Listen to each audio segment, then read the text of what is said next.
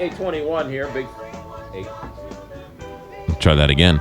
821 here, Big 550 KTRS. David Blaustein, ladies and gentlemen, he is, well, it's the best of times and the worst of times because Jon Stewart is no longer on the air, yet his Mets are in first place. Good morning, David Blaustein.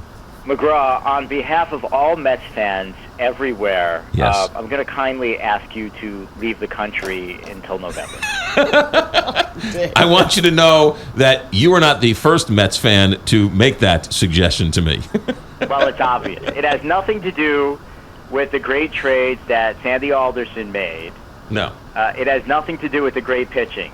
It has everything to do with the fact that you are within 2,000 miles of Citi Field. I leave the country, and the Mets can't lose, and they make great trades all the way around. It was unbelievable. That's all we needed.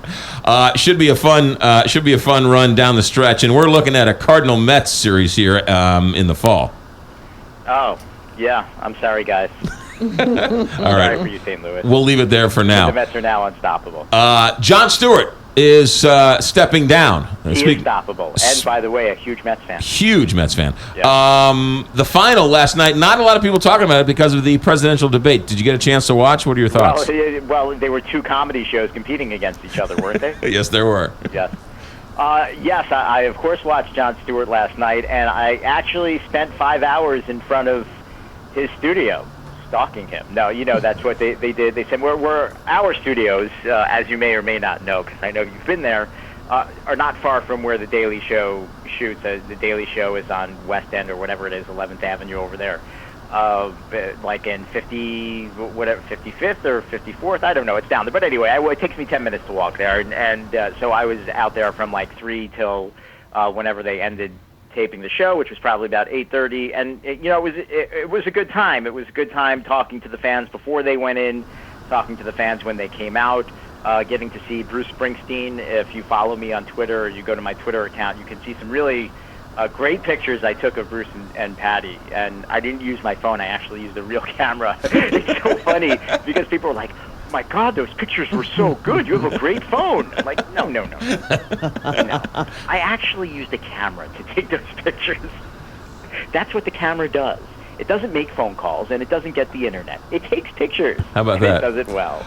But anyway, yeah, so the show itself was really terrific. I mean, to see every single correspondent that has ever been on that show was great. Even Craig Kilborn showed up very briefly in a video, and then you had the various politicians who also came on to say goodbye and burn John, from John McCain to Hillary Clinton and Amy Schumer, Senator Amy Schumer's cousin.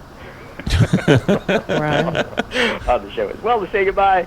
I mean, that was great, but I think the real highlights for me, well, one was when Stephen Colbert went off script, because Stephen Colbert came out to represent all the correspondents and then completely went off script, and Jon Stewart was visibly shaking. His hands were shaking because he got so emotional, and he was crying when Stephen thanked him on behalf of all the correspondents, because talking about what an influence and inspiration that John was to all of them, and how they learned to do what they do from John. That was great. And also, John had his own personal moment of zen. I mentioned Bruce Springsteen. Bruce Springsteen played John out, but the entire staff and all the correspondents came out to dance. But what not a lot of people are talking about was a moment that I found really touching: Jon Stewart dancing with his 2 kids. He's got 2 little kids. They're not little. I think they're probably, I'm guessing, 9 and 11 or something like that. But I thought it was really adorable and a nice moment. So I think it was a great way for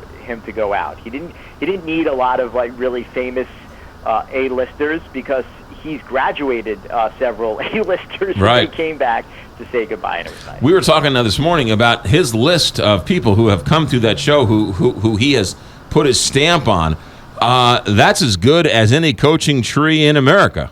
But no, that's for sure. I mean, he's better than Bill Parcells. I mean, it's like he's probably got almost a better record than Saturday Night Live. I mean, and you think about all the people where Saturday Night Live is so dependent upon its ensemble cast, where Jon Stewart, it's more about Jon Stewart, and he has his correspondents, and they show up, once or twice a week. But, you think about the success. I mean, just between Colbert, Carell, John Oliver, and Ed Helms. I mean, just well, not Colbert, but Ed Helms and Steve Carell. I mean, just between those two guys alone, the movies they've been in and the amount of money that those movies have grossed easily exceeds $1 billion. And the other people who have gone on to have so much success, whether they're hosting a show or whether they're acting on TV and films, it is pretty astonishing. Yeah, it's definitely it was a cultural phenomenon. There's no question about it. It is a passing of an icon. Let's get to a couple movies here real quick while we still have you. Fantastic Four. What do you think, real quick? Awful.